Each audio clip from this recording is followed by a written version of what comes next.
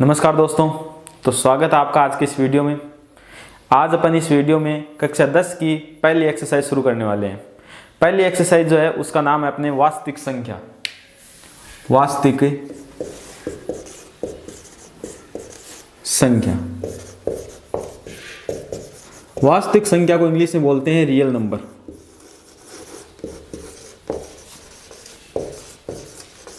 वैसे तो आप लोगों ने 9th क्लास में जो पहली एक्सरसाइज पढ़ी थी उसका नाम भी वास्तविक संख्या था, और इस एक्सरसाइज का नाम भी क्या है, वास्तविक संख्या।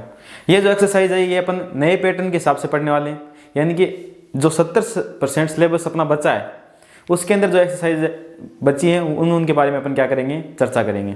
तो आपकी जो पहली एक्सरसाइज है उसके अंदर आपको अभाज्य गुणनखंड सीखने और एचसीएफ और एलसीएम सीखने। तो अपन एक्सरसाइज 1.1 शुरू कर रहे हैं। एक्सरसाइज 1.1 1.1 के अंदर पहले क्वेश्चन में आपको बोल रखा है कि नीचे जो संख्याएं दी गई हैं उनके अभाज्य गुणनखंड कीजिए और अभाज्य गुणनखंड करके उनको अभाज्य गुणनखंड के पदों में व्यक्त कीजिए। तो पहले सवाल में आपको जो संख्या दे रखी है वो है 140, यानी कि आपको 140 के अभाज्य गुणनखंड करने हैं। 140 के अभाज्य गुणनखंड, तो अभाज्य गुणनखंड आप लोगों ने छोटी क्लास में सीखा होगा कि अभाज्य गुणनखंड करने के लिए अपन पहले ये पाना मारते हैं और 140 में भाग देते हैं। अपन छोटी से छोटी संख्या का भाग देंगे तो 140 में किसका भाग जाता है, 2 का। कितनी बार जाएगा, 7 दूनी 14 और 0 का 0। फिर 2 का भाग देंगे, 2 का भाग देने का मतलब होता है आधा करना, तो अपन आधे करते जाएंगे। 70 का आधा कितना होता है, 35 होता है। फिर 5 आ गया, इसका मतलब इसमें भाग किसका जाएगा, 5 का। फिर 5 का भाग कितनी बार जाएगा, 5 संति 35, और फिर 7 का जाएगा, 7 एकम है 7।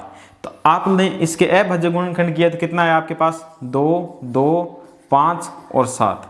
तो ये आपके 140 के अभाज्य गुणनखंड हो जाएंगे। 140 के अभाज्य गुणनखंड बराबर 2 इंटू फिर दोबारा से 2 फिर 5 और फिर क्या है 7। अब यहाँ पे आपके पास 2 जो है ना वो 2 बार आए, तो जो संख्या जितनी बार रिपीट हो उसको अपन घात के हिसाब से लिखेंगे। 2 बार आए तो 2 की क्या लगा देंगे, स्क्वायर, और 5 का 5 इंटू 7 का 7। तो ये आपके 140 के क्या हो गए, अभाज्य गुणनखंड। इसी प्रकार इसका पॉइंट नंबर 2 जो है उसके अंदर आपको बोल रखा है कि आप 156 के अभाज्य गुणनखंड कीजिए। 156 के अभाज्य गुणनखंड सेम तरीका है। क्या करना, आपको पहले पाना मारना है और जिसका भाग जाता है उसका भाग दीजिए। लास्ट में 6, 0, 2, 4, 6 और 8 हो तो आपको पता है भाग किसका जाता है, 2 का जाता है। 2 का भाग कितनी बार जाएगा, आधा करना कुल मिला के। 75 दूनी 150 होता है, 75 और 3 78। तो 156 का आधा कितना होता है, 78। फिर से 8 आए, इसका मतलब 2 का भाग जाएगा, तो 2 का भाग देते हैं अपन। 78 का आधा 40 दूनी 80, एक कम कर देंगे 39। फिर 39 में भाग जाएगा 3 का, कितनी बार, 3 एकम 3 और 3 तेरी 9, और 13 में आपको पता है एक अभाज्य संख्या है तो 13 में 13 का ही भाग जाता है। तो आपके पास 156 के अभाज्य गुणनखंड क्या हुए, 156 के अभाज्य गुणनखंड। अभाज्य गुणनखंड आप देखोगे 2 बारी तो आपके पास 2 आए, तो 2 इंटू 2 इंटू 3 इंटू 13। 2 बार आए तो मैंने आपको बोला था जो जितनी बार आए उसको अपन घात के पदों में लिखते हैं। तो 2 बार आए तो इसको लिखेंगे 2 की स्क्वायर इंटू 3 इंटू 13। हाँ, तो अब अपन बात करते हैं पॉइंट नंबर 3, 4 और 5 की। 3 नंबर पॉइंट में आप लोगों को दे रखा है कि 38, 25 के अभाज्य गुणनखंड कीजिए। तो चलो करते हैं। 38, 25 के अभाज्य गुणनखंड करोगे तो आप देखोगे आपके पास 5 है। 5 है तो 5 में 5 का भाग जाएगा, कितनी बार जाएगा, 38 में जाएगा 7 पंजे 35। यहाँ से बच जाएगा 3, आगे कौन है, 2 है, तो 32 में जाएगा आपका 6 पंजे 30। 30 तो 2 बच गए, आगे कौन है, 5 है, 25। तो इसमें कितनी बार जाएगा, 5 5 25। फिर से 5 आ गया तो भाग किसका जाएगा, 5 का। 7 में जाता है 7 एकम 7, सॉरी 7 में 5 का जाएगा, 5 एकम है 5, और 7 में से 5 गए, 2 बच गए, आगे कौन है, 6, तो ये हो गए 26। तो 5 5 25, 26 में से 25 गए, कितने बचे, 1, आगे क्या उतारेंगे, 5। तो 15 में कितनी बढ़ जाएगा, 5 तेरी 15। अब आ गए आपके पास 153। 153 में कितने का भाग जाएगा, इसको जोड़ के देख लेते हैं। 3 और 1 4, 4 और 5 है 9, जोड़ने पे 9 आ रहा है, तो इसमें किसका भाग जाएगा, 3 का। क्योंकि जोड़ने पर जितनी संख्या आती है उसमें अगर 3 का भाग जाता है तो फिर उस पूरी संख्या में भी 3 का क्या जाएगा, भाग जाएगा। तो 3 का भाग कितनी बढ़ जाएगा, 5 तेरी 15 है और 3 एकम है 3। और 51 का हमें पता ही है, 17 तियो कितना होता है 51, और 17 में जाता है 17 का, 17 एकम है 17। तो आपके पास आ गया 5 2 बारी और 3 भी 2 बारी और 1 बार 17। तो आप लिखोगे 38 25 के क्या निकालने अपन, अभाज्य गुणनखंड। 38 25 के अभाज्य गुणनखंड कितने आए अपने पास, 5 × 5 × 3 × 3 × 17। तो ये आपके पास हो गया। 5 कितनी बार है, 5 है 2 बार, तो इसको लिखेंगे अपन 5 की स्क्वायर। इसको अपन लिखेंगे 3 भी 2 बार है तो 3 की स्क्वायर, और 17 एक बार है तो 17। तो ये आपके क्या आ गए, 38 25 के अभाज्य गुणनखंड आ गए। अब अपन बात करते हैं 5005 के अभाज्य गुणनखंड। तो 5005 के अगर आपको अभाज्य गुणनखंड निकालने हैं तो इसके पहले टुकड़े करेंगे। 5005 के टुकड़े करने के लिए पहले 5 है तो भाग किसका जाएगा, 5 का जाएगा। 5 का भाग देंगे तो इसमें जाएगा 5 एकम 5, 00 का 00, फिर से 5 एकम है 5। अब आपके पास आ गया 1001। 1001 में आप देखोगे 5 के बाद बड़ी संख्या 7 आती है, क्योंकि 6 का भाग इसमें जाएगा नहीं। 6 का भाग अगर जाता तो 2 का भी चला जाता, ठीक है। 6 का भाग नहीं जाएगा, 7 का भाग देके देखेंगे इसमें। 1001 में अगर आप 7 का भाग देते हो, 7 एकम 7 बच गया 3, आगे से उतारेंगे क्या 0, और 7 दूनी 14, 7 तेरी 21, 7 चौक 28। यहाँ पे आपके पास आ गया 28। 30 में से 28 गया, कितना बचा 2, आगे से क्या उतारेंगे 1, तो ये हो गया 7 तेरी 21। तो 7 का भाग इसमें क्या जा रहा है, पूरा पूरा जा रहा है। तो अपन 7 का भाग देंगे, कितनी बार गया, 143 बार गया। और 143 में भाग किसका जाएगा, 7 के बाद आता है आपके पास अभाज्य संख्या देखनी है आपको। 7 के बाद जो अभाज्य संख्या होती है वो होती है 11। तो इसमें 11 का भाग देके देखते हैं।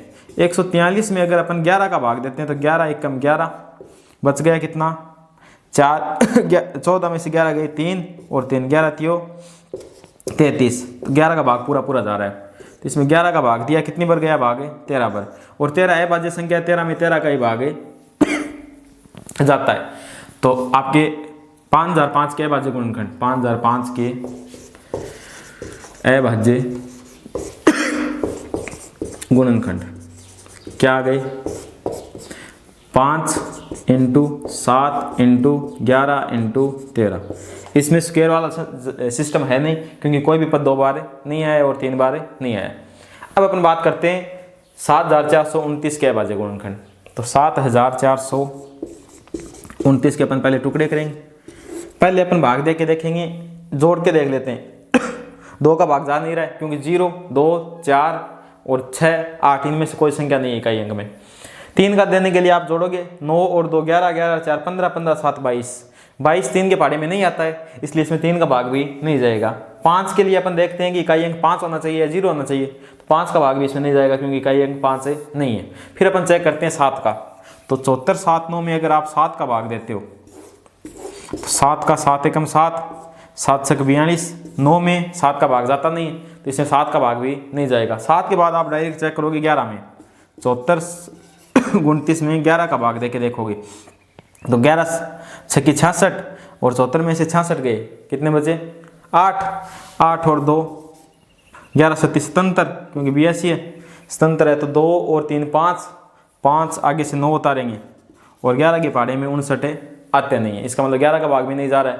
11 के बाद 13 आता है, तो 74 दोनों में आप 13 का भाग देके देखोगे, 13 पंजे होता है 65, 74 में से 65 गए, 5 और 4 9 बच गए, 9 2 13 संत 91,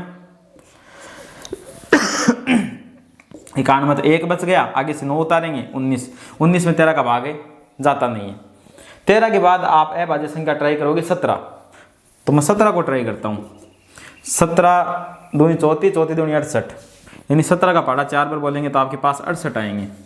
तो 74 में से आप 68 निकालोगे, कितने बचेंगे, 74 में से 68 निकालने पे आपके पास बचेंगे 2 6 बचेंगे। तो भाग पूरा पूरा गया था 4 बार, फिर 6 यहाँ पे बच गए, आगे क्या उतारोगे, 2 उतारोगे।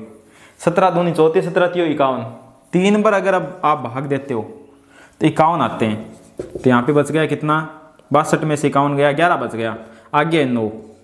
17 के पहाड़े में 119 आते हैं क्या, 17 पंजे 85, 17 से 100, 17 संति 119।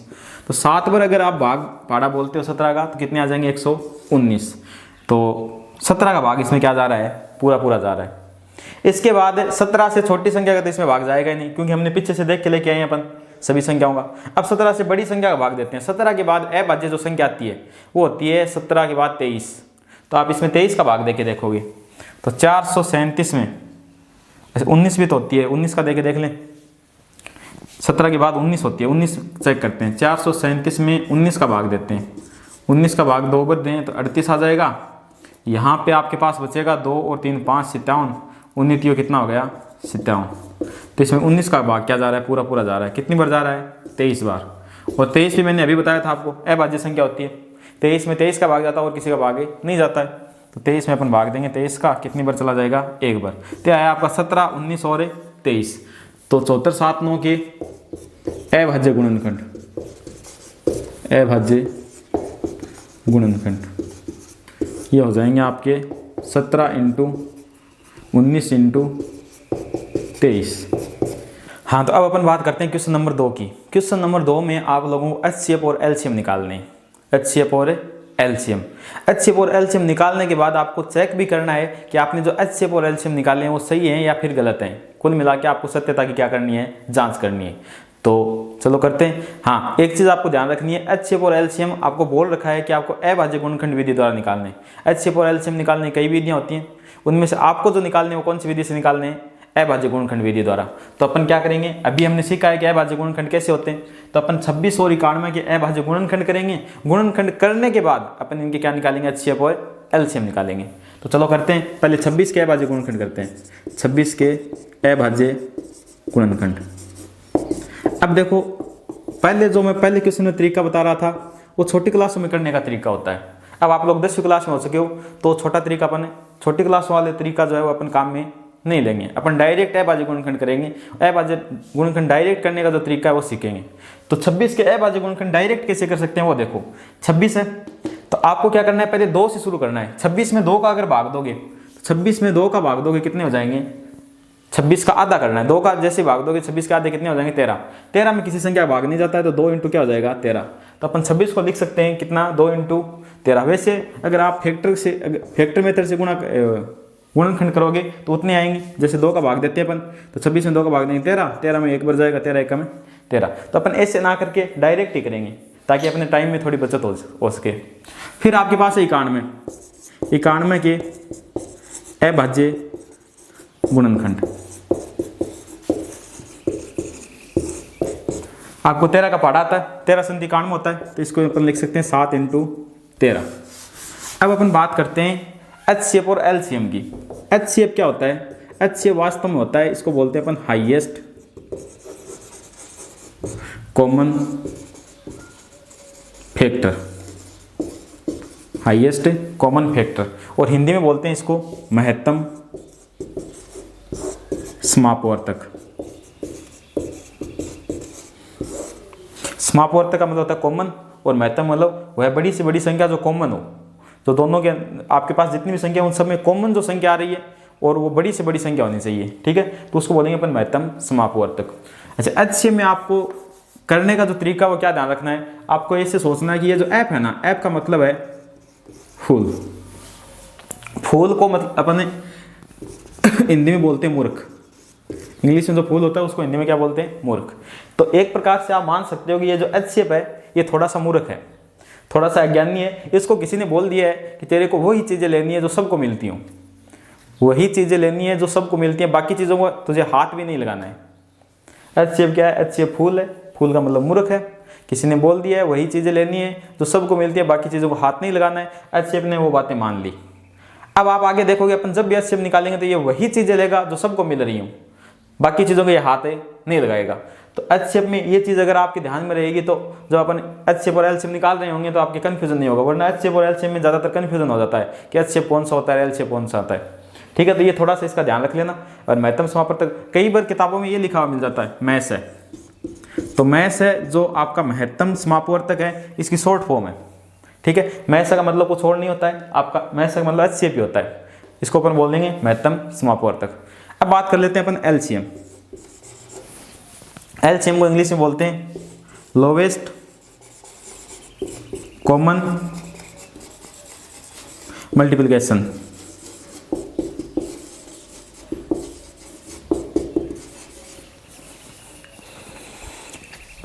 और वैसे बोलेंगे अपन हिंदी में इसको लघुत्तम समापवर्तक, लघुत्तम समापवर्तक। और शॉर्टकट में इसको कई जगह आपको इसका नाम लिखा हुआ मिल जाएगा लेस है। लेस का मतलब कुछ और नहीं होता है, लेस लघुत्तम समापवर्तक को बोलते हैं, इंग्लिश में बोलते हैं इसको लोवेस्ट कॉमन मल्टीप्लिकेशन। तो आपको वो लोवेस्ट चीज़ें लेनी जो सब में कॉमन हो और उनका क्या करना है, आपको मल्टीप्लाई करना है। ठीक है, इसको कैसे ध्यान में रखोगे LCM को? LCM को आपको ध्यान में रखना है, L का मतलब यहाँ पे आपको लालची लेना है। जब भी अपन LCM निकालेंगे तो आप देखोगे LCM जो होता है वो लालच करेगा, लालची आदमी लालच करेगा। जितनी भी चीजें दिखाई देंगी इसको हर एक चीज उठाएगा, ये कुछ भी नहीं छोड़ेगा। 2 दिख रहा है तो 2 उठाएगा, 3 दिख रहा है 3 उठाएगा, 5 दिख रहा है 5 उठाएगा, 7 दिख रहा है 7 उठाएगा, 9 10 जो भी इसको दिख रहा है उठा लेगा, ये किसी को भी नहीं छोड़ेगा। कुल मिला के अपन बोल सकते हैं ये लालच करेगा। दूसरी बात, लालच के साथ साथ C का मतलब आप निकाल सकते हो चतुर, चतुराई भी दिखाएगा ये। LCM जो है वो लालची है, लालची होने के साथ साथ क्या है, चतुर भी है, चतुराई दिखाता है ये। चतुराई कैसे दिखाएगा, आपने जो भी संख्याएं उठाई हैं उन संख्याओं में ये हाईएस्ट पावर को वरीयता देगा, हाईएस्ट पावर को क्या करेगा, लेगा ये। ठीक है, तो LCM जो है वो लालची है, लालच करने के साथ साथ चतुराई भी दिखाएगा, सब कुछ लेगा और उनमें भी बड़ी बड़ी पावर लेगा। ठीक है, इस प्रकार से आपको ध्यान में रखना है। तो चलो बात करते हैं, इस साल के अंदर हमें LCM और HCM निकालना था, तो पहले अपन बात कर लेते हैं किसकी, LCM की। तो मैंने बताया था LCM जो है ना, L से लालच करेगा। लालच करने का मतलब है यहाँ पे इसको 2 दिख रहा है तो 2 लेगा, 13 दिख रहा है 13 लेगा, 7 दिख रहा है 7 लेगा, जो कुछ दिख रहा है सब कुछ लेगा ये। 2 दिख रहा है 2 लेगा, 7 दिख रहा है 7 लेगा, 13 दिख रहा है 13 लेगा। अब यहाँ पे हालांकि पावर नहीं है, अगर पावर होती तो पावर में भी ये जो हाईएस्ट पावर जो होती है ना, बड़ी वाली पावर, चतुराई दिखाता है, बड़ी वाली पावर लेता, छोटी चीज़ों के ये हाथ नहीं लगाता है। ठीक है, तो ये आपका हो जाएगा कितना, 2 का 2, और अभी आपको पता है 13 संति कितना होता है, 13 संति 91 होता है। और 91 को 2 से गुणा करेंगे, 2 एकम 2 और 9 दूनी 18, तो आपका 26 और 91 का जो LCM आया है वो कितना है, 182 आया है। HCF की बात कर लेते हैं, HCF कितना आएगा, HCF आएगा, HCF वही चीजें लेता है जो सबको मिल रही हूँ, अदरवाइज ये नहीं लेगा। यहाँ पे देखो इन दोनों के पास ऐसी कौन सी चीज है जो दोनों को मिल रही है, तो आप देखोगे ये जो 13 है ना, 13 ऊपर वाले को भी मिल रहा है और 13 नीचे वाले को मिल रहा है। इसका मतलब 26 और 91 का जो HCF जो है वो कितना हो जाएगा, 13 हो जाएगा। तो ये लो डायरेक्ट आपका HCF कितना आ गया, 13 आ गया।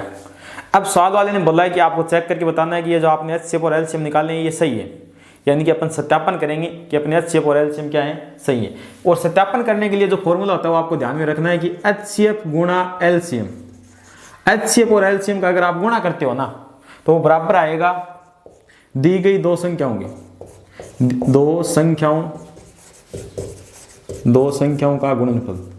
HCF और LCM का गुणा बराबर आता है किसके, 2 संख्याओं का गुणनफल। कौन सी 2 संख्याएं जो आपको दी गई हैं, यहाँ पे हमें 26 और 91 दिया गया, तो आपके जो HCF और LCM है वो अगर बराबर आ जाते हैं, किसके बराबर आ जाते हैं, HCF और LCM का गुणा जो है वो बराबर आ जाता है किसके, 2 संख्याओं, यानी जो संख्या आपको दी गई है उनके गुणा के बराबर आ जाता है। तो आप बोलोगे अपने जो HCF और LCM हमने निकाले थे वो क्या है, एकदम सही है। हाँ, तो चलो देखते हैं अब इसका सत्यापन देखते हैं अपन। सत्यापन हेडिंग डाल देना सत्यापन, या फिर इंग्लिश में लिखना चाहो तो आप लिख सकते हो वेरिफिकेशन, वेरिफिकेशन। ठीक है, तो पहले अपन एक काम करते हैं, HCF और LCM का गुणा कर लेते हैं। HCF और LCM का गुणा करेंगे, HCF कितना आया था अपना 182 और LCM कितना आया था 13, 113 इंटू 182, 13 को 182 से गुणा करोगे तो ये हो जाएगा आपका 13 दूनी 26 हासिल 2, और फिर 13 को किससे करो 8 से, तो 13 इंटू कितना होता है 13 को 8 से करोगे तो 8 3 24, 8 एकम 8, 8 और 10, 13 अंठ होता है कितना 104। 104 में 2 जोड़ोगे तो 100 कितना हो जाएगा 6, हासिल कितने हो जाएंगे आपके पास से 10।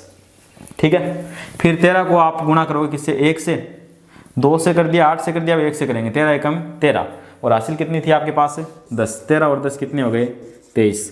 तो आपका एचसीएफ और एलसीएम का गुणा कितना है 23 66। अब आपको वो जो दो संख्या आपके पास 26 और 91 दी गई थी उनका गुणा करेंगे अपन। तो दो संख्याओं का गुणनफल, दो संख्याओं का गुणनफल तो आप करोगे 26 इंटू 91। आप गुणा करके देख लेना, जितना ये आया ऊपर वाला अपना 23 66 उतना ये आएगा 23 66। इसे आप बोल सकते हो समीकरण नंबर 2। और समीकरण 1 और 2 से आप बोल सकते हो, समीकरण 1 व समीकरण 2 से क्या बोल सकते हो कि अगर इनके आगे वाले भाग बराबर हैं तो इनके पीछे वाले भाग भी क्या होंगे बराबर होंगे। क्योंकि 9th क्लास में आप लोगों ने सीखा है, यूक्लिड ने बताया था कि जो बराबरों के बराबर होते हैं, बराबरों के जो बराबर होते हैं अगर वो बराबर हों तो पीछे वाली चीज़ें भी क्या होंगी बराबर होंगी। बराबरों के बराबर बराबर होते हैं। तो आप बोलोगे एचसीएफ गुणा एलसीएम बराबर आया आपका किसके, दो संख्याओं का गुणनफल। आगे वाले भाग बराबर थे इसलिए मैं इन दोनों पीछे वाले भागों को क्या कर रहा हूँ बराबर कर रहा हूँ, दो संख्याओं का गुणनफल। ये लो आपका पहला सवाल कंप्लीट हो गया, वेरीफाइड। आपने जो सत्यापन किया था वो सत्यापन कंप्लीट हो गया, वेरीफाइड हो गया। ये जो सत्यापन है कई जगह आपको अलग तरीके से भी मिल सकता है, चलो बता देता हूँ मैं। ये सत्यापन नंबर तरीका नंबर 1, आप ऐसे पेपर के अंदर सत्यापन करके आ सकते हो। दूसरा जो तरीका है ना वो थोड़ा सा अपन एक्सचेंज करते हैं। दूसरे तरीके में अपन क्या करेंगे,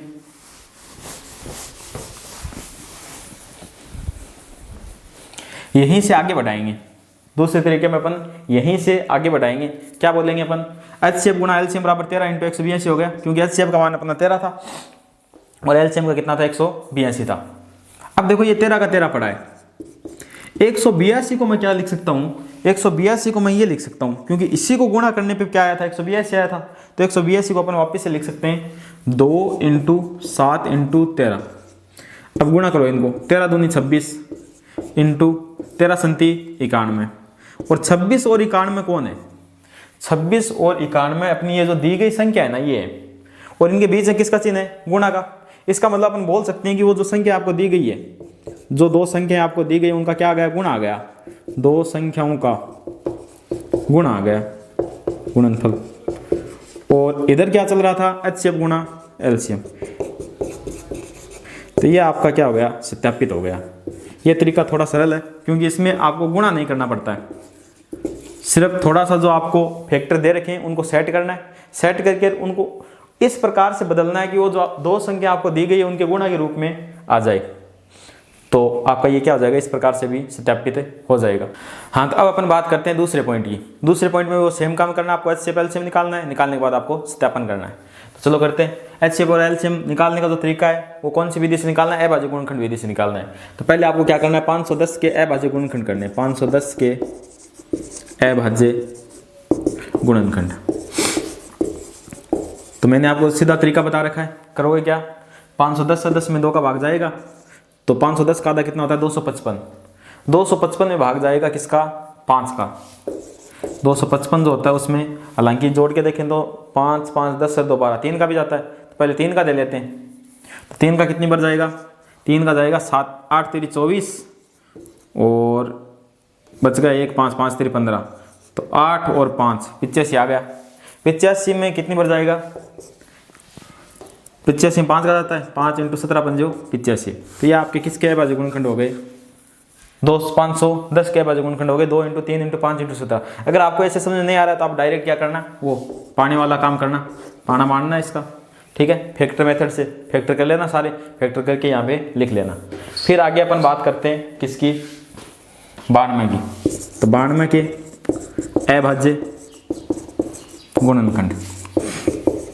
तो 92 के अभाज्य गुणनखंड अगर आप करते हो तो 92 का आधा कितना होगा, 92 का आधा होता है 46, 46 का आधा होता है 23, और 23 एक अभाज्य संख्या है तो 23 का आधा कुछ होता नहीं है, तो इसको लिख सकते हैं 2 इंटू 2 इंटू 23। तो अब देखो यहाँ पे 2 2 बार आ गए, इसको मैंने बताया था आपको क्या लिखना पड़ेगा, 2 की स्क्वायर इंटू 23। अब बात करते हैं अपन एचसीएफ और एलसीएम की। पहले एचसीएम की बात कर लेते हैं। मैंने आपको बताया था कि एचसीएफ जो है वो मूर्ख आदमी है या फिर थोड़ा सा अपन बोल सकते हैं भोला है, ये वही चीज़ें लेता है जो सबको मिल रही हो। तो आपको इसमें ये देखना है सबको क्या मिल रहा है। ये 2 जो है ना, 2 इसको भी मिल रहा है, 2 इसको भी मिल रहा है, तो ये 2 एचसीएफ लेगा, दोनों को मिल रहा है। और इसमें यह भी ध्यान रखना है कि 2 के अंदर इसमें 2 की पावर 2 है, इसमें 2 की पावर कितनी है, 1। तो एचसीएफ भोला आदमी है, तो 2 की ये जो बड़ी पावर है, बड़ी पावर एचसीएफ कभी नहीं उठाता है। ये देखता है छोटे से छोटी पावर कहाँ मिल रही है, तो एचसीएफ वही पावर लेगा जहाँ छोटे से छोटे हो। तो 2 की पावर 1 ये ले लेगा, तो एचसीएफ आपका कितना हो गया, 2। अब बात करते हैं अपन एलसीएम की। एलसीएम के अंदर अगर आप जाओगे ना, तो एलसीएम कुछ भी नहीं छोड़ता है, इसको जो दिख गया वो लेगा। क्यों? क्योंकि लालची आदमी है। तो ये 2 दिख रहा है, लेगा। 3 दिख रहा है, लेगा। 5 दिख रहा है, लेगा। 17 दिख रहा है, लेगा।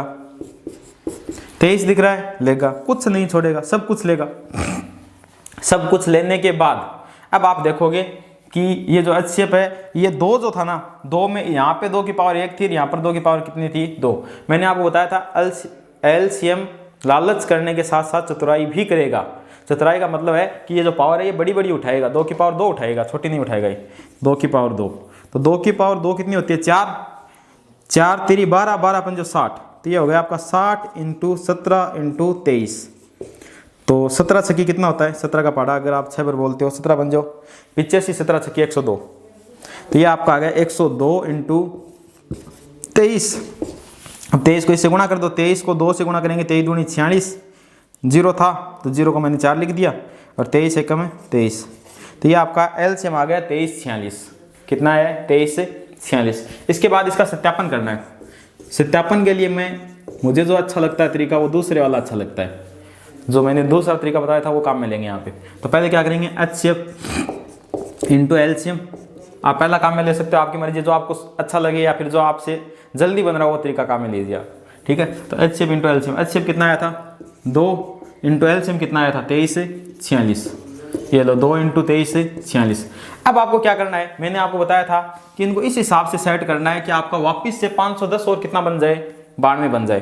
तो 92 के फैक्टर देख लो क्या है, 92 के फैक्टर हैं 2 इंटू 2 इंटू 23 या फिर 2 की स्क्वायर इंटू 23। तो पहले तो इसको 23 46 को वैसे लिखो, 23 46 को मैं क्या लिख सकता हूँ, 23 46 को वापिस से ये लिख सकते हैं अपन। चलो लिखते हैं, ये 2 का 2 पड़ा है, लिखो 2 की square into 3 into 5 into 17 into 23, ये लिख दिया मैंने। 23 46 को वापिस से फैक्टर के मेथड में लिख दिया।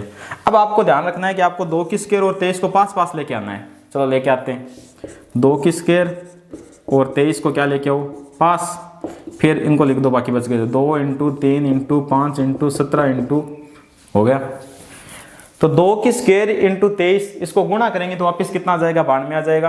करके देख लेना, ये 4 है, 23 को 92 होता है, इंटू ये गुणा करोगे आप तो ये आ जाएगा आपका 510।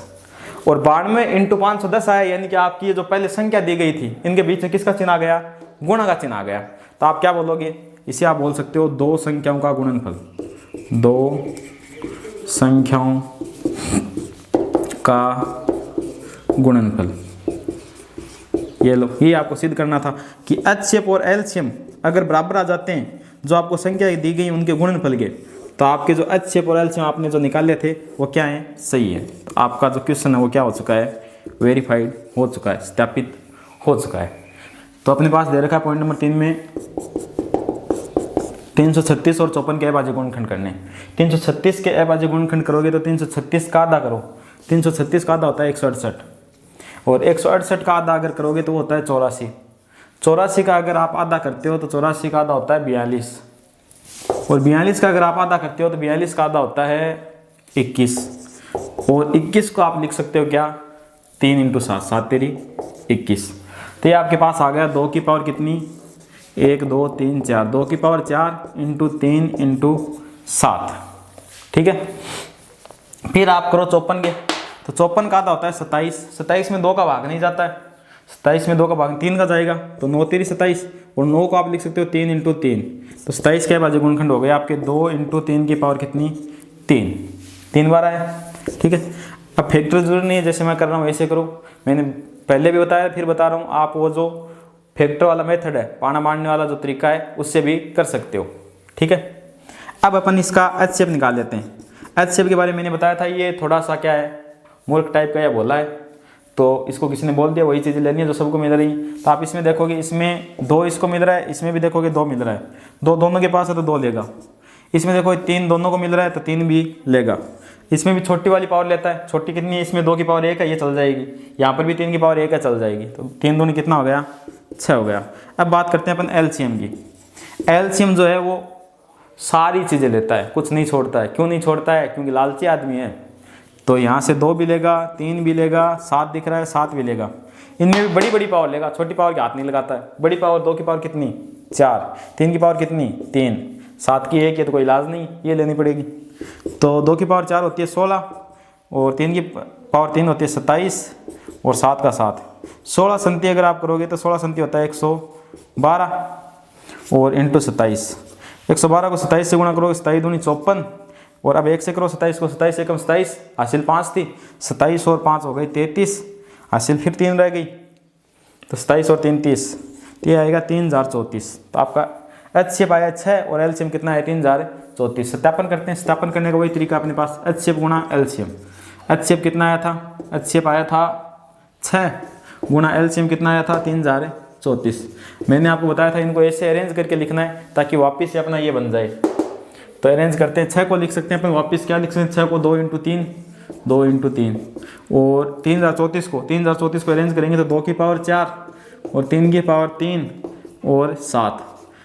अब आपको क्या करना है, आपको ये 336 वाला फैक्टर एक जगह लिखना है। तो पहले 2 की पावर 4 लिखो, फिर क्या लिखो, 3 लिखो, फिर 7 लिखो। तो मैंने 2 की पावर 4 लिख दिया, 3 लिख दिया, और क्या लिख दिया है, 7। बाकी बच गए उनको एक साथ लिख दो, ये एक साथ हो गए।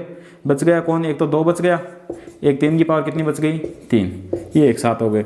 जब इसको आप गुणा करके लेके आओगे तो ये बन जाएगा 336, और इसको आप गुणा करके लेके आओगे तो ये बन जाएगा कितना, 54 था क्या, 54।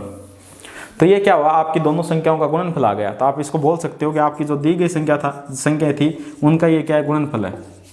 2 संख्याओं का गुणनफल, 2 संख्याओं का क्या आ गया है, गुणनफल आ गया है।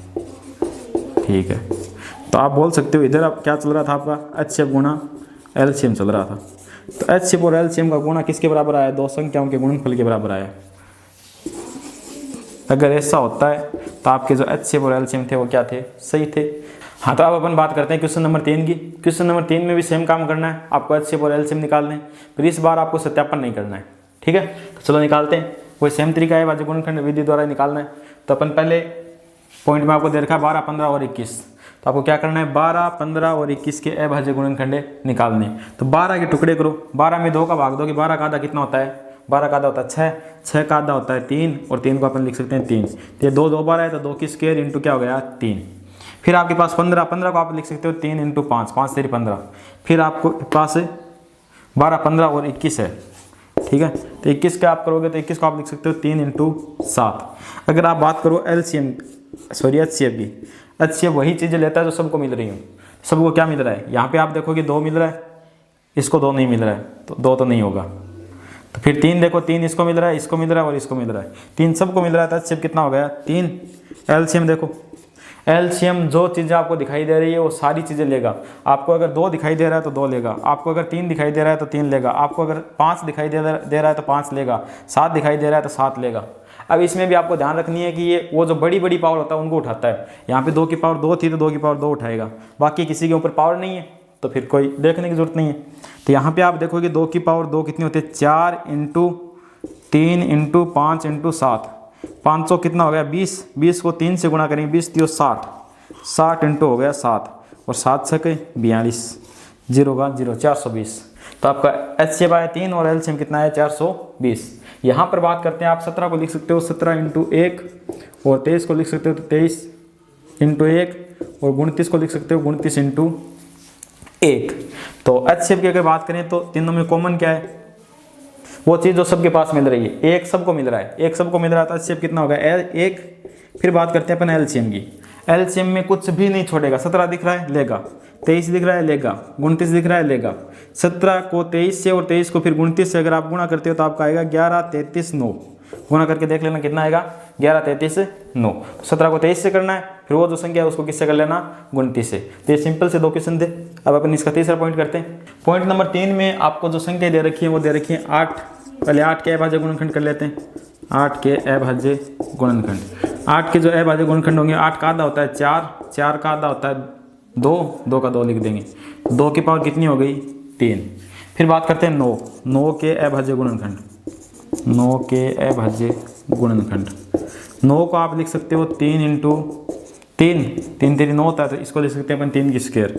फिर कितना है 25, 25 के अभाज्य गुणनखंड। 25 को आप क्या लिख सकते हो, 5 इंटू 5, 5 इंटू 5 25 होता है, ये हो गई 5 की स्क्वायर। तो पहले एच शेप की बात करते हैं। एच शेप क्या करता है, एच शेप वो चीज़ें देखता है जो सबके पास हो। तो इसके पास 2 है, इसके पास 3 है, इसके पास 5 है, कॉमन तो कुछ नहीं आ रहा है, नहीं आ रहा है, तो सबके पास क्या होता है, फिर आपको मान के चलना है सबके पास क्या है, 1 है, क्योंकि 1 से गुणा करते हैं तो कोई फर्क नहीं पड़ता है। तो इसका एच शेप कितना हो जाएगा, 1। अगर बात करें अपन एलसीएम की, एलसीएम इसको जो कुछ दिख रहा है वो सब कुछ लेगा, छोड़ेगा कुछ नहीं। तो 2 दिख रहा है 2 लेगा, 3 दिख रहा है 3 लेगा, 5 दिख रहा है 5 लेगा। 2 की पावर कितनी है, 3 है, 2 की पावर 3 है, 3 की पावर 2 है, और 5 की पावर भी कितनी है, 2। 2 की पावर 3 कितनी होती है, 8 होती है, और ये 9 होगा, ये 25 होगा। तो आप देखोगे 25 अंठी कितना होता है, 25 इंटू अंठी होता है 200। 200 को अगर आप 9 से गुणा करोगे तो आपका एलसीएम आ जाएगा 1800। हाँ, तो साथ में अपन क्वेश्चन नंबर कितना कर लेते हैं, 4 कर लेते हैं। क्वेश्चन नंबर 4 में आपको एच शेप दे रखा है, किसका एच शेप दे रखा है, 306 और 657 का। 306 और 657 का जो एच शेप वो कितना है, 9 है, और एलसीएम आपको निकालना है। आपको संख्या वैसे एक सवाल में अलग से नहीं दे रखी है, आपको ये जो इसको पहली संख्या मानना है, इसको दूसरी संख्या मानना है। तो इस संख्या को मैंने ए नाम दे दिया 309, और इसको नाम क्या दे दिया मैंने, बी 657। ठीक है। अब आपको करना क्या, एलसीएम निकालना है। जब आपको कोई भी 3 चीज़ दे दे और चौथी चीज़ आपको निकालनी हो, 3 चीज़ देने के बाद चौथी चीज़ निकालनी हो, तो आप फॉर्मूला लगाओगे, क्या लगाओगे, एच शेप गुणा एलसीएम बराबर होता है 2 संख्याओं का गुणनफल, जो कि हम पहले लगा चुके।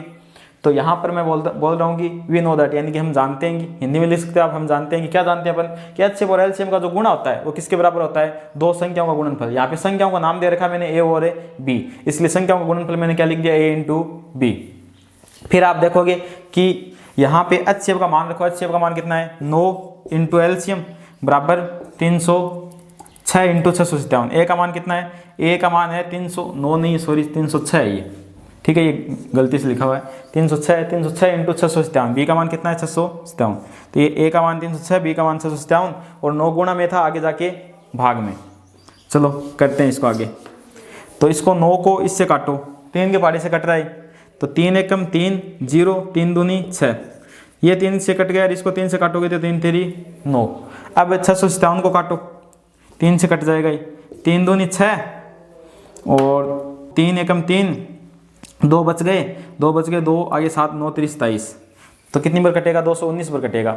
और 219 को 2 से 102 से गुणा करते हैं, तो 102 से इसको गुणा करेंगे तो 219 को कर लेते हैं, चलो 102 से गुणा करते हैं, तो ये आएगा आपके पास 9 दूनी 18, 2 और 1 3, और 2 दूनी 4, और 219, ये आ गया 8 3 3 2 2, 22 33 8।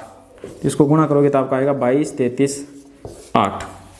हाँ, तो अब अपन करते हैं क्वेश्चन नंबर 5। क्वेश्चन नंबर 5 में आपको बोल रखा है कि 6 की पावर n, एक संख्या दे रखी है आपको 6 की पावर n, और ये बोल रहा है कि n जो है ना, n का मान आपको प्राकृत संख्या से लेना है। प्राकृत संख्या आपको पता है 1 से लेकर कहाँ तक होती हैं, अनंत तक होती हैं, ठीक है। तो ये बोल रहा है कि 6 की पावर n का मान अगर आप प्राकृत संख्या से रखते जाओ, तो क्या 6 की पावर n के जो मान आएंगे, उन मान में कोई मान ऐसा आएगा कि वो 0 पे समाप्त हो जाए, ये आपको बताना है। तो चलो चेक करते हैं। पहले 6 की पावर 1 रखता हूँ, 6 की पावर 1 कितनी होती है, 6। फिर 6 की पावर 2 रखता हूँ, 6 की पावर 2 कितनी होती है, 6 6 36। 6 की पावर 3 कितनी होती है, 216। 6 की पावर 4, 216 को 6 से गुणा करो, 6 6 36, और 6 और 3 9, 6 दूनी 12, 1296। आप देखोगे कि ये जो अपन पावर कर रहे हैं ना, एक पावर में इकाई अंक 6 है, 2 पावर में भी इकाई अंक 6 है, 3 पावर में भी इकाई अंक 6 है, 4 पावर में भी इकाई अंक क्या है, 6। ऐसे अगर अपन आगे करते जाएं, 5 पावर कर दें तो फिर इकाई अंक क्या मिलेगा, 6 मिलेगा। 6 पावर कर देंगे तो भी इकाई अंक कितना मिलेगा, 6, क्योंकि 6 से गुणा होकर वापस क्या देता है, 6 देता है, 6 6 36। तो कुल मिला के आपके जो इकाई अंक है वो क्या आ रहे हैं, 6 आ रहे हैं। आप आगे कहीं तक रख दो, अनंत तक मान से रखते जाओगे तो आपको इकाई अंक हमेशा क्या मिलेगा, 6 ही मिलेगा। इसका मतलब ये हुआ कि ये संख्या कभी भी 0 पर समाप्त नहीं होगी। अब हमें इसको देखने से पता तो चल गया ये संख्या 0 पे समाप्त नहीं होगी, लेकिन डायरेक्ट ऐसे मान रख के अपन दिखा नहीं सकते कि ये संख्या 0 पे समाप्त नहीं होगी, क्योंकि मान रखते जाएंगे तो ऐसे 6, 7, 8, 9, 10 ऐसे अनंत मान हो जाएंगे और अनंत मान रखे नहीं जा सकते। तो फिर अपन जुगाड़ लगाएंगे, थ्योरी की सहायता लेंगे और इस क्वेश्चन को अपन थ्योरी की सहायता से करेंगे। हमें पता है कि कोई भी संख्या अगर 0 पर समाप्त होती है, जैसे मान लो मैं 10 ले रहा हूँ, तो 10 अगर 0 पे समाप्त हुआ ना तो इसमें 5 का भाग जाएगा। क्यों जाएगा? क्योंकि इसके फैक्टर में 5 आता है। 10 के फैक्टर करेंगे क्या आएंगे? 2 × 5। एक संख्या और ले लेते हैं 20, इसमें क्या है? लास्ट में 0 है। 20 के फैक्टर करो, फैक्टर करोगे तो 20 का आधा 10, 10 के 2 × 5। तो इसमें भी आप देखो इसके फैक्टर में क्या आ रहा है? 5 आ रहा है। तो कोई भी संख्या जिसका जो 0 पर समाप्त हो रही है, लास्ट में 0 पे, ये भी 0। एक और ले लेते हैं, 70 ले रहा हूँ मैं। 70 के फैक्टर, 70 के आधे 35, 35 को लिख सकते हैं आप पे 5 × 7। ये भी 0 पे समाप्त हो रही थी। अगर कोई संख्या 0 पे समाप्त होती है, कोई संख्या 0 पर समाप्त होती है, तो उसके अंदर एक खास बात देखने को मिलेगी आपको। वो खास बात ये है कि उसके फैक्टर में कहीं ना कहीं आपको 5 दिखाई देगा, या फिर आप बोल सकते हो कि उस संख्या में 5 का पूरा क्या जाएगा? भाग जाएगा। तो अपन इसी चीज़ की सहायता लेंगे और अपन बोलेंगे कि अगर ये संख्या कभी 0 पर समाप्त होगी तो फिर इसके फैक्टर में हमें 5 देखने को मिलेगा। तो मैं क्या कर रहा हूँ? इसके फैक्टर कर रहा हूँ। 6 की पावर n के फैक्टर करोगे, 6 के कितने होते हैं? 2 × 3, 3 दूनी 6 और n का n। अब ये जो n है ये इस 2 पर भी लग जाएगा और ये n इस 3 पर भी लग जाएगा। तो ये हो गया आपका 2 की पावर n × 3 की पावर n। अब आपको पता है, अभी मैंने आपको बताया कि यदि कोई धनात्मक पूर्णांक हो और वो 0 पर समाप्त हो रहा हो, तो फिर उसके अंदर 5 का पूरा क्या जाएगा? भाग जाएगा। वो 5 से भाज्य होगा। लेकिन यहाँ जब 6 की पावर n के मैंने क्या किए? फैक्टर किए, अभाज्य गुणनखंड किए, प्राइम फैक्टर किए। यहाँ 6 की पावर n के अभाज्य गुणनखंड के अंदर आपको 2 और 3 के अलावा ये जो गुणनखंड हमने किए हैं इसमें आपको 2 दिखाई दे रहा है और कौन दिखाई दे रहा है? 3। 2 व 3 के अलावा अन्य कोई गुणनखंड विद्यमान नहीं है। 2 और 3 के अलावा आपको और कुछ दिखाई नहीं दे रहा है। नहीं दे रहा तो आप क्या बोलोगे? 6 की पावर n कभी भी किसी प्राकृत संख्या n के लिए, यहाँ पे प्राकृत संख्या ही रखनी है आपको। प्राकृत संख्या रखोगे तो फिर किसी प्राकृत संख्या n के लिए कभी भी 0 पर समाप्त नहीं होगी। हाँ, तो अब अपन करने वाले हैं क्वेश्चन नंबर 6। क्वेश्चन नंबर 6 करने से पहले हमें अंकगणित की आधारभूत प्रमेय पढ़नी पड़ेगी। तो पहले अपन करते हैं अंकगणित की आधारभूत प्रमेय। इंग्लिश में से बोलते हैं फंडामेंटल थ्योरम ऑफ अरिथमेटिक। ये प्रमेय क्या बोलती है? ये बोलती है कि अगर आपके पास कोई भी भाज्य संख्या है, तो उसको आप अभाज्य संख्याओं के गुणा के रूप में लिख सकते हैं। जैसे मान लो कि मेरे पास 8 है, 8 के आप फैक्टर करोगे ना तो 8 के फैक्टर क्या होते हैं? 2 का भाग जाएगा 4 बार, फिर 2 का भाग जाएगा 2 बार, फिर 2 का भाग 1 बार। तो 8 के जो फैक्टर आएंगे ना वो आएंगे 2 × 2 × 2। 8 जो खुद है ना वो क्या है? एक भाज्य संख्या है। 8 खुद क्या है? एक भाज्य संख्या है। और इसके फैक्टर देखो, 2 क्या होता है? 2 एक अभाज्य संख्या होता है। ये 2 भी क्या है? एक अभाज्य संख्या। ये 2 भी क्या है? एक अभाज्य संख्या।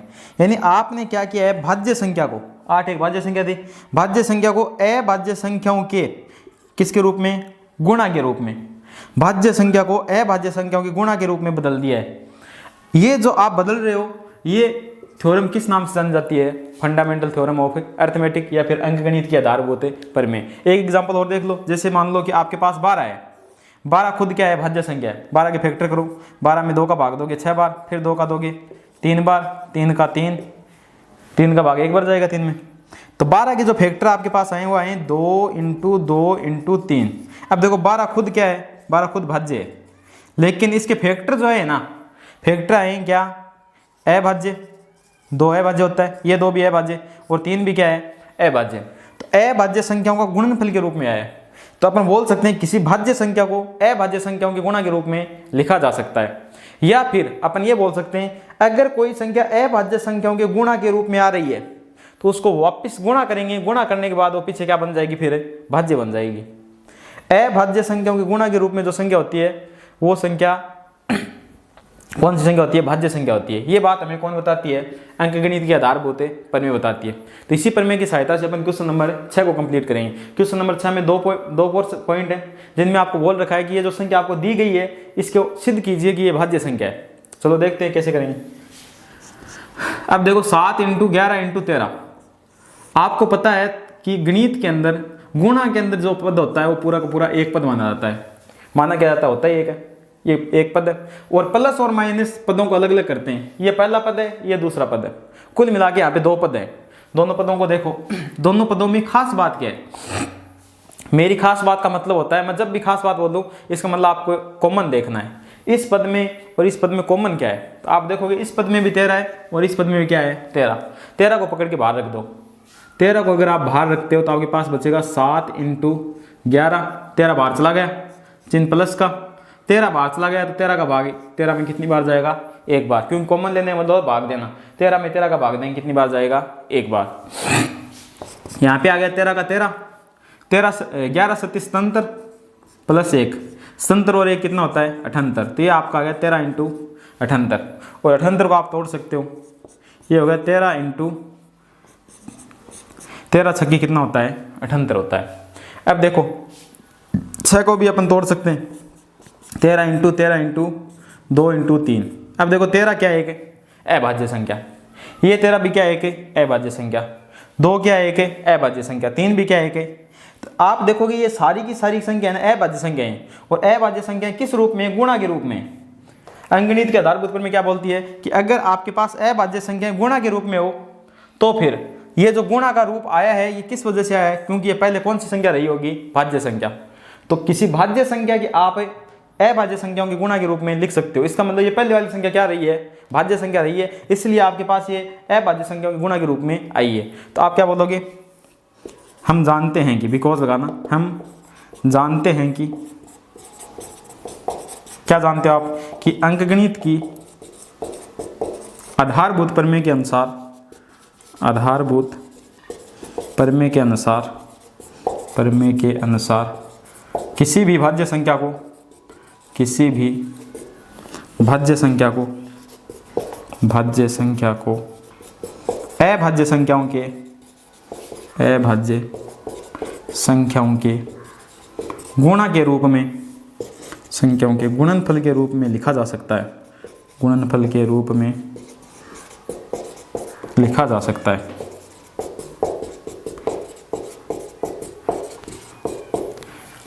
अगर किसी भाज्य संख्या को अभाज्य संख्या गुणा के रूप में लिखा जा सकता है, आपके पास यहाँ अभाज्य संख्याओं के गुणा के रूप में ये संख्या है, इसका मतलब ये कौन सी संख्या है, भाज्य संख्या है। तो आप बोलोगे अतः, इससे निष्कर्ष ये निकलता है कि आपकी ये जो दी गई संख्या है 7 × 11 × 13 प्लस 13 एक क्या है, एक भाज्य संख्या है, एक भाज्य संख्या। इसी प्रकार इसको करेंगे।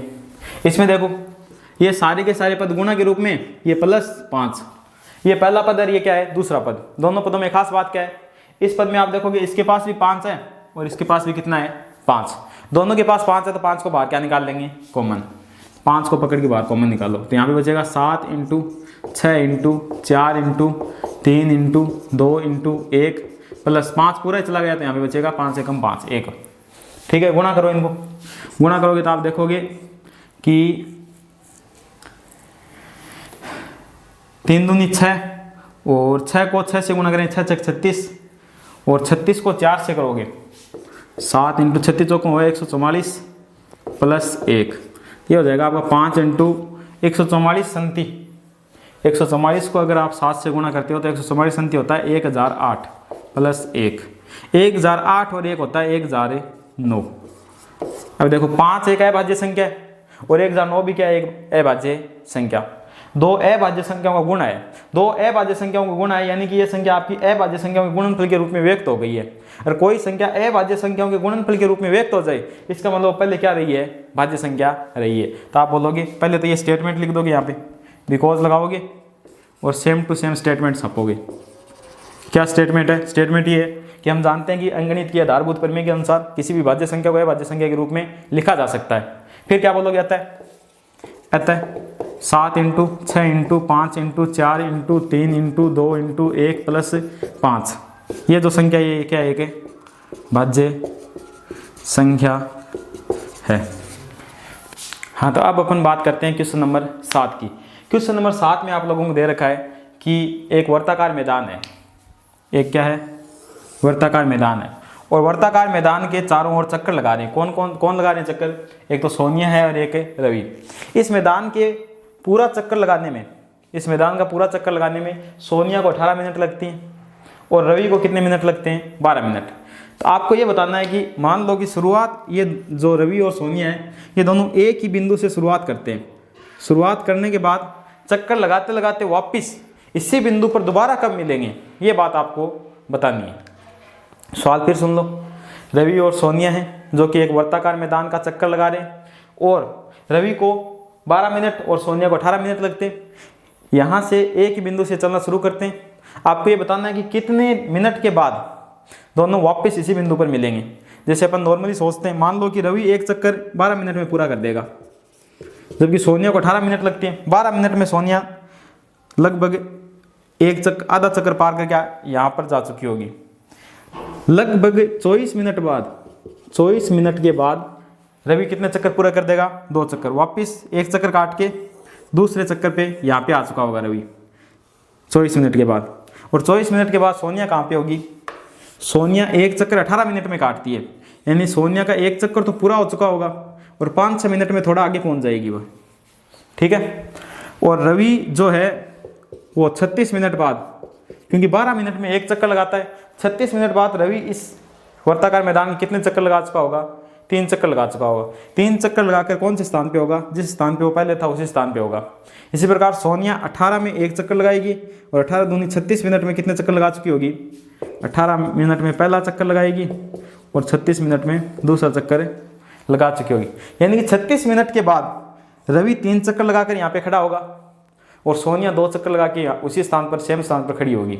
इसका मतलब वो टाइम 36 मिनट है जिस टाइम पर वो दोनों वापस उसी जगह पर मिल जाएंगे। ये तो था अपना समझने का तरीका।